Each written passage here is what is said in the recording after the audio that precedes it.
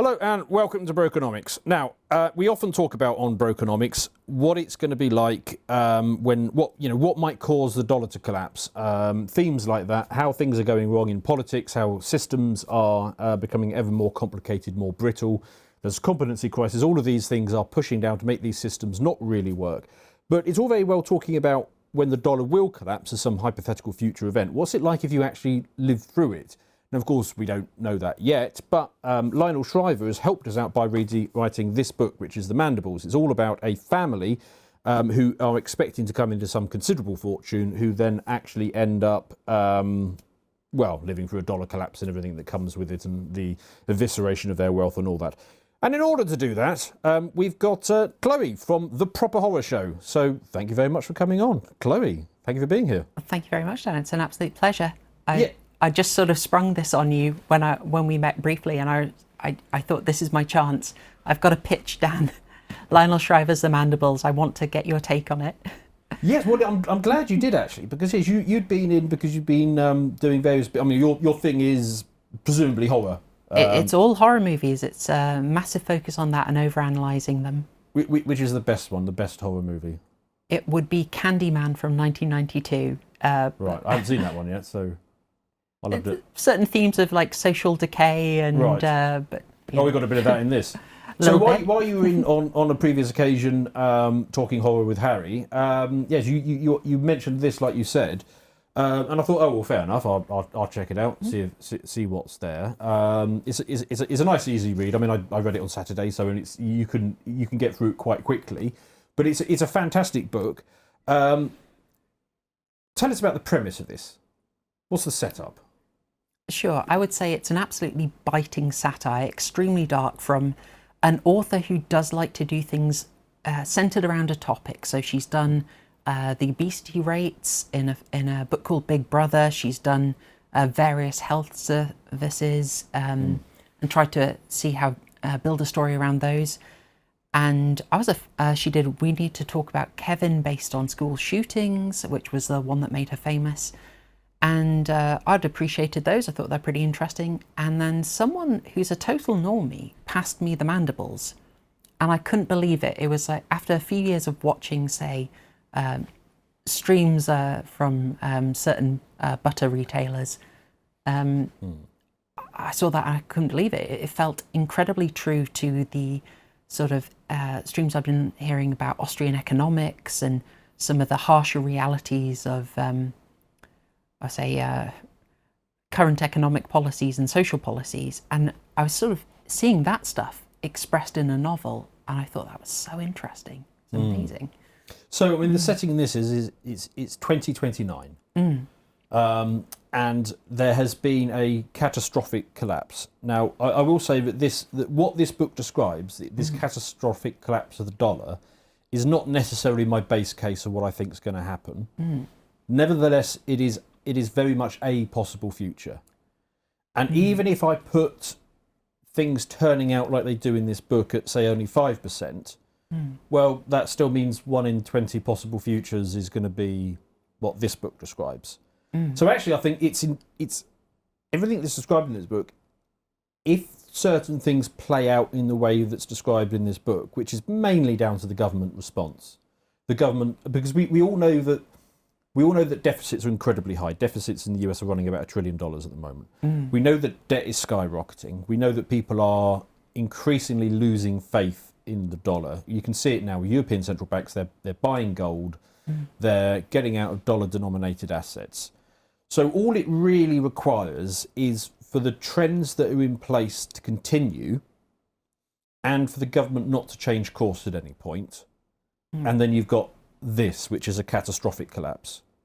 So, I mean, I say it's not my base case, but actually, if everything remains on its current track, this will happen. Yeah, I mean, we'll keep relatively spoiler-free for the first part of this. It's going to go out on YouTube. Best, yeah. But a lot of it is stuff that I've heard you say, and that's why I really wanted to bring it to you, the thing of the problem of the debts mounting and what you do in response to that. And typically, I think you've tended to say, the incentive for a politician who's in place for 4 years and then needs to get re-elected is kick the can down the road. Yeah.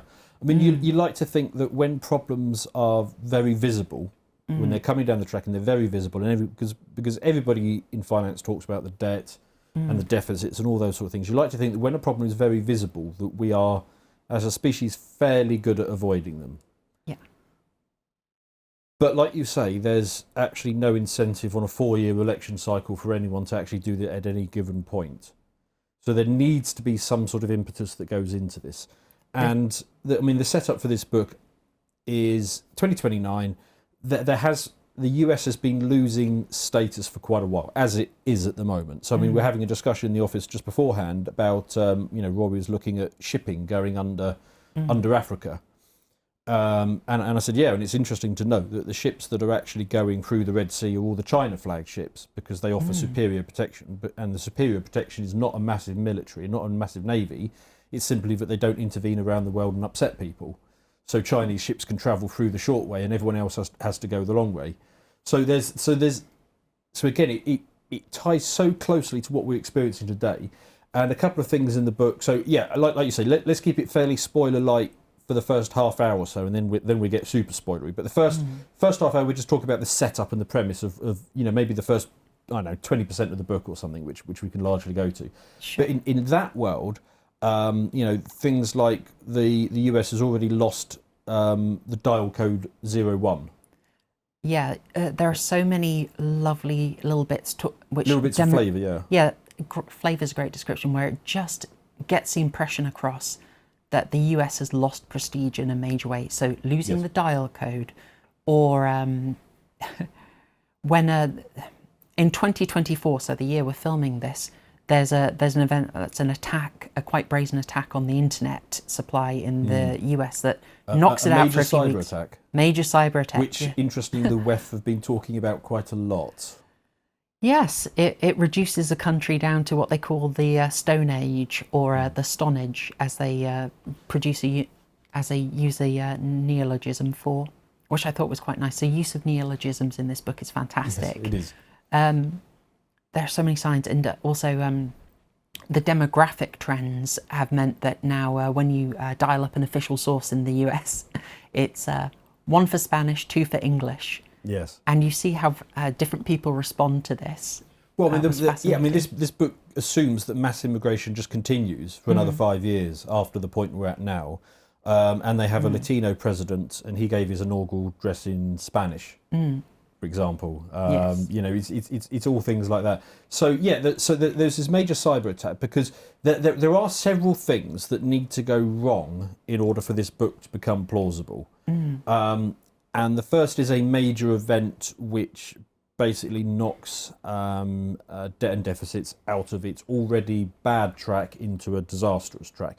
Now in this book, like you say, it's the Stone Age. It's when there's a cyber attack and they literally lose power. So that's why they call it the Stone Age, because they lose power and they lose internet and they lose devices and all that kind of stuff. And they have to sort of live in this Stone Age for 6 months or I wasn't quite sure how long it was. It's pretty vague, if I recall. Yeah, it was quite vague, but it was a period of months that they're living without electricity before they sort of get it back up and running again.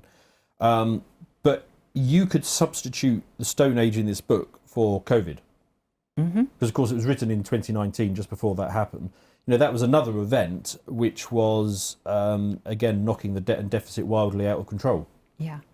So you could be that. So a major event that disrupts an organised, complicated system. That's one. The second one, it is no change of course on the thinking about debt and deficit. So the incentive structure, which you mentioned earlier, so that doesn't change. And then basically it just comes to what is happening at the moment, which is this trickling loss of faith in the dollar just becomes a flood at some point. And I think that's exacerbated by the arrival of an alternative, which is a collaboration between Russia and several other countries. I forget which specific ones, to create... China was the main one they mentioned. China, thank you. To create the bankor as a alternative reserve currency. And I just immediately started thinking, hang on, BRICS? Yes. Did that spark? Exactly. So, I mean, the bankor is actually an old idea of John Maynard Keynes. So after the Second World War, there was much debate about how international trade would be done. And that's really this whole thing got started, because the US had ended up with all the gold. They didn't want to give it back, and they said, look, it's okay. We'll just make the dollar as good as gold, and then everybody can trade in that, and that will be the international reserve currency. Which, as we talked about in the episode of Brokenomics a few ago, the Empire of Dollars with Justin, we described what that does to America, because it essentially hollows it out, because it requires the US to send debt abroad pretty much permanently in exchange for stuff coming in, and therefore the capacity to make stuff also goes abroad. So they hollow themselves out. Manufacturing jobs leave, debt goes out, and actual stuff comes back in. Well, you run that forward, many decades, and what you're left with is a country that can't actually do much for itself. Yeah, you really get the sense in that book that the only things going on are service industry jobs, and later looking after boomers. Looking after the old people is about the own jobs. Healthcare and services. Your stream with Justin, I thought, was incredibly timely, because you went into the reserve currency a lot there, and the book takes quite a while to explain reserve currencies to you, just so you get that. Yes, that's quite an achievement, making reserve currencies interesting to the average audience. Oh yeah, it was very easy to read, very very straightforward, and it was all done. It's all done in conversations between family members as well. Some family members who get it more than others, and so the stupid question can be asked, and a response can be given in a sort of fairly simplified way. So that's brilliant. So that's happened. There's been an event, COVID or the Stone Age, whatever to call it is. The mass immigration has continued. The high debt and deficits have continued, and then when that alternative just becomes viable to the point where more and more countries around the world have just said, yeah, we're going to go off it. And actually, I saw over the weekend, Egypt have just, and this is in the real world, this is our world, Egypt have just said, yeah, they're going to be doing all their foreign purchases in yuan now. Really? That's gone amazing. Yeah. I'd heard talk of an agreement to buy oil in yuan. Oh, yes, yeah. As well. Yeah, that's actually happening. It's oil first, but then increasingly it will be everything else. Amazing. As well. So, I mean, this is starting to happen. So all that happens in this book that's different from what we are currently experiencing is, instead of it just being one country, it then becomes several more, and then several more, and then just the bulk of them go. And I think the way this book describes it is Europe, which is very much a vassal of the US, they're still on board with the dollars, but everyone else has basically gone over to... they've switched to the bankor, which is just secured against actual commodities. So the idea of Keynes is it's just a basket of foreign currencies at a fixed rate, and then you periodically revalue them at different levels. But it's basically a basket of what we still call emerging economies. So that the version that John Maynard Keynes talked about would have been the dollar and the yen and the pound and so on, but in this world it is sort of a section of emerging currencies. So that's quite substantially different from the Keynes one, where I think the model is the same. It's just the countries that make it up are different. Oh, okay. Do correct me if I'm wrong. I thought from reading that they'd try to move off a fiat currency for their bankor, and they're explicit about it had to be traded against a certain number of set commodities, not currency. So like hard. Yes. So and in turn, their commodities are more. No, so their currencies are more commodity linked. So you get that through connection all the way through of the individual countries, their commodities, and then this bankor, which is basically just a collection of EMs and the commodities that they put into it. They do. I think she does mention BRICS very briefly and says that didn't work. But she essentially recreates the idea with this bankor. She does. She mocks the euro as well. She basically assumes the euro has failed. Yes. She also assumed Barclays has failed, which is quite interesting. And there's a sort of, there are all these tiny little details that she doesn't elaborate on. Like we have in Britain, in that novel, we'd be under the Ed Balls regime. Yes. She's having a bit of fun with that. Yes, quite.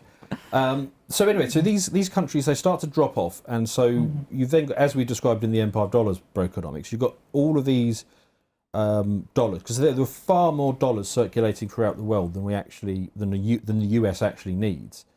And if everybody is now exchanging all of their commodities and exports and all the rest of it in the bankor, well, they don't need dollars anymore. So these dollars start to flood back to the US, which causes sort of crippling inflation.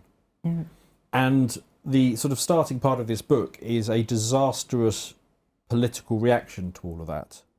Now, I say at the beginning this isn't my base case, but again, that is simply the US doing what it's done before. Because in 1971, when there was a sort of a prelude to this, and I mentioned that the US wanted to hang on to all of its gold. I think in 1971 it was the French who triggered that by saying, well, we think that you're printing more dollars than you've got gold to back it up, so we will have the gold. Thank you very much. So the political response to that say, okay, well, we're going to change it so the dollar cannot be converted into gold anymore. They break that connection. So it was not saying, okay, we're going to start spending less. The political response is, let's protect the government overspending and bring an incredibly harsh monetary and political response to this. And that's exactly what happens in this book. Oh yeah, exactly as you say. There's a sort of a setup, usually a social spending commitment as an incentive, and then the harsh reality when it results in things being more and more expensive is, do you cut it back? Do you sort of take down to sort of harsh reality of people can support what they can actually support? You're not going to do that. Heck no. So you will create a bit of a fiction. You'll just print more money, but then that creates its own reaction to that, which you then have to deal with. But the last thing you can do is actually try and reset things to something real, or face harsh realities. They didn't do in 1971 in real life, and they don't do in this book. So again, the only thing necessary to bring about the preconditions for this are things that they've done in the past or are continuing to doing. And the only other factor is that they have this disasters policy response, and then they refuse to backpedal on it. So this is the political elite just simply not having a reverse gear. Yeah. And again, this is what they actually do in real life. So I mean, you can talk about Ukraine or the weaponization of the US judicial system or any number of things. At no point do they say, okay, I think we've miscalculated. It is always doubling down and doubling down and doubling down. And that's what really does the US in this book. So, do you think their reaction was believable? That was true to life. That they wouldn't correct course. Yeah. So me saying that I think this is not the most likely thing to happen is predicated on one of those conditions not coming to pass. However, I acknowledge that every one of those has a strong historical precedence, or is it what we're doing now? And also, so maybe I should revise it. Maybe it's not 5% that this is going to happen, but. The point is, I can well see us getting to the point of this starting to happen. So we said we wouldn't talk about the characters, but I have to talk about one character, and this is very early on in the book, so this is light spoilery at this point. The Mandibles refers to the Mandibles family, which is a very wealthy, historically wealthy family. I think the great-great-great-grandfather invented something in engineering, some sort of steam and contraption or whatever it was. And so this has led to a large amount of wealth passing down through the family. So the beginning of the book, they're all talking about, well, they're not talking about, but they have these set of expectations that even though they live in modest means, at one point great-grandfather is going to die, and then all this wealth is going to come trickling down to the family and so on. It feels incredibly well judged. The family is effectively just so you have a representative of each generation there, but yes. And different scales of wealth and political persuasions. It's got the whole American society in a microcosm. Totally. In this book. And they're slightly thrown off by the fact that the eldest, the patriarch, the great grand man, Douglas Mandible, just isn't dying. He's just, and that lovely fortune of his is still tied up with him. I think he's 97 when the book begins. But as this is starting to happen, and we can see that countries are peeling away from the dollar, and they're going over to this bankor. Douglas Mandible, the patriarch of this family, I mean, he does kind of get what's happening, and he thinks he's protected himself. And this is a sort of great lesson number one that I sort of took from this, or I would like to impart from this via this book, because. Douglas Boomer Mandible thinks that he has taken all the necessary steps to protect himself from a coming collapse of the dollar. And so I'll just read a bit of a passage from this. So he's being pressed by his son on what he's going to do in response to this crisis. And he said, quite, I've steered clear of index funds, but only because I've got a piece of every company listed on the Dow. That aspect of the balance sheet could be grim, referring to a dollar collapse, but I hold gold ETFs and mining stocks. I even hold the title to bullion in a safety deposit box in downtown Manhattan. I always keep 10% in cash. So he thinks he's done the right thing. He's got gold stocks. He's got old gold ETFs. He's even got gold in a bank vault somewhere. And he's got 10% kept in cash for the local bank. He doesn't actually have anything in his own hands. No, exactly. It's ETFs. It's nothing you can't put your hands on, and so if it goes down, what if you literally can't secure it? There's still a faith in the system there, isn't there? Yes, exactly. And this is the thing. So I mean, even amongst people in our sphere who are very sceptical of the government and they kind of know how bad things can get and so on. I mean, I won't name names, but I've spoken to names that you'd recognise, and they say, "Oh, well, I'm okay because I've got gold." And I say, "Oh, okay, excellent. How are you keeping it?" And they say, "Well, I've got title to it somewhere." It's like, well, what you haven't got gold. What you've got is a promise to have gold, and somebody else has got the gold, and that can happen. So, I mean, I'll do a little bit of spoiling when I talk about the renunciation, which is the sort of the key thing that starts us off. So, the Latino president, do you remember his name? Alvarez, is it? I want to say Alvarez, yes. Alvarez. And also, he's not American. They remove the requirement, and then it's instantly they get their first. Yes, the background to that is that Arnold Schwarzenegger took a run at the presidency, so they changed the constitution that you just need to be naturalized, and so the president is actually a Mexican-born immigrant. I don't know if he's illegal or not, but however he came in. So anyway, he gives this speech, and he sits down with the whole fellow Americans. I'm addressing you as the president, and then he's got a couple of pages of that thing, and it's interesting to read this speech and then go back and watch the 1971 Nixon when they moved off the gold standard, because they don't frame it as we've screwed up. They don't say we've been overspending. The whole framing is, these are evil foreigners coming against us. He's talking about, what does he say? So, during this past week, our nation has once again been under attack. No towering skyscrapers have been humbled. Both physical and digital systems on which we depend continue to function. But yet these attacks are currently sustaining as no less devastating than nuclear missiles hurled towards our city.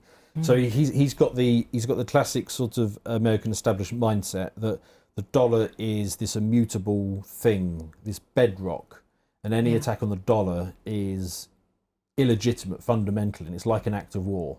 So that's sort of extraordinary, part there. And he goes on and on about how they've come into attack. But let's talk about his response to this. He says, and this is further into the speech, right before addressing you, the American people, this evening, I convened an emergency session of Congress. Almost unanimously, your representatives passed a bill deeming that until further notice, for American citizens to hold bankors, either onshore or offshore, will be considered an act of treason. So he makes it impossible for people to hold the alternative to the dollar. He just makes it illegal and treasonous. He goes on to say that he's going to limit withdrawals for a temporary period to $100. These temporary acts that happen, like Malta did this after the the 2008 crisis, and they limited in a similar way, and they said they were going to be doing it for a few weeks, and I think it's 4 years or something. Yeah, the idea is he's doing that so you can't do a bank run. Yes. So he's getting in there early, and many a temporary policy hung around a little bit longer, was that income tax originally to fight the war against Napoleon? Yes, exactly right. Yes, that was a temporary measure as well. Yes. Yeah, and the not converting dollars into gold in 1971, that was supposed to be a temporary measure as well. And here we are, whatever it is, 53 years later, still going. He then goes on later to say, using the powers vested in your president by the International Emergency Economic Powers Act of 1977, I am calling in all gold reserves held in private hands. Gold mining operations within our borders will be required to sell ore exclusively to the United States Treasury. Gold stocks, exchange-traded funds and bullion will likewise be transferred to the Treasury.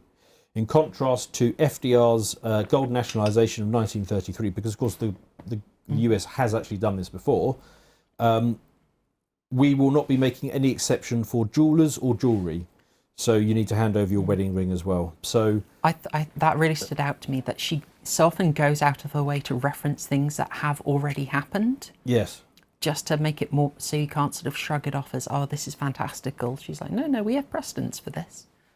Yeah, and what the US has come to realise, that it's been printing dollars for so long that those dollars don't have any value. So it immediately turns, well, the US does actually need some foreign trade, not least to pay for all the pharmaceuticals to keep the boomers alive, which is the voting bloc that operates the political system in the US. So in order to get those pharmaceuticals and a few other bits that it needs from abroad, because of course the US has no manufacturing capability, well, it still has some, but it's been greatly denuded at this point, they need gold. So they're going to have to call in every scrap of gold that they possibly can from bank vaults, ETFs, but they go further in the people themselves as well. And what I found interesting was they actually sort of described sending troops out to people to try and get the gold off them. I mean, that was a striking bit in the book, wasn't it? Very early on, and I thought the clever bit about that was a dual purpose of it, which was just boots on the ground, showing them they're willing to use hard power. Yes. Because they ultimately they don't do a great big search, but through the house they aren't super thorough. They don't check everywhere, but they are there to show that they are a physical presence, that there will be no exceptions. Yeah, and that really stood out. She describes it very well in the book. I mean, they bang on the door demanding gold. They put up their protest and say, oh, you can't come in here. We're free citizens. We can sue you. And the soldier just says, oh, I've heard that 80 times today. And then they go in and they make a great show of pretending to find something in the sofa cover. So they start cutting up the sofa with box cutters to go through it, and they sort of stomp noisily through the house, tearing cupboard doors off and pulling paintings off the wall and going around with their metal detector. And they describe it very well in the book. The purpose is not that they expect to find anything, because in a big house you could easily hide something if you gave it some thought. The point is to put so much psychological pressure on you that when they then say halfway through, if you just tell us where there is anything, we'll make sure you get off lightly. Yeah, they know people will comply or give in under pressure. And which is exactly what the main character in this book does. I think she has some goblets or something that got a bit of gold trimming on them. That's it, yeah. And she's on the verge of handing it over before a sort of sensible son stops that from happening. So that's the setup. Gold has been called back in before. That happened in 1933 under FDR. They did have an exemption for jewellery, which is knocked out on this. But basically, any bullion that you hold, you had to turn over to the US government. You had to do it about $20 per ounce. Am I right in that you were offered some kind of certificate or bond in exchange for them at a certain price? Yeah, and the price was not exactly the going rate. I think it was $20.67, if I remember correctly, was the amount that you got paid for your gold. That then stayed effectively illegal for sort of best part of 30, 40 years. When gold became tradable again, when the US relaxed its restriction on people owning gold, it started trading at something like $183. So a considerable markup from the 20 that they had bought it from. And within a year by the end of the decade, it was trading at $800. Gosh, that's reminded me a bit before that was when Britain sort of considered going back on the gold standard, and then realised that the markup for that would diminish the pound so much that it was politically unfeasible. It's very easy to go off gold, but it's very, very, very difficult to go back on gold. It's a real recurring theme in the book that, how can I say, that the things that you may have faith in, you may believe on faith, don't need to actually be backed up, whether it's sort of, you can tell the soldiers rifling through your house, my rights, my constitution. Yes. but that's not keeping them out, and your dollars, if they're not backed by anything, are not going to be worth anything if people don't also believe in it. It's this, it's a theme they return to over and over again. Oh, the book is very good at saying, giving you example after example of how just because you think the world operates this way, it only operates that way because you think it operates that way. To watch the full video, please become a premium member at lotuseaters.com.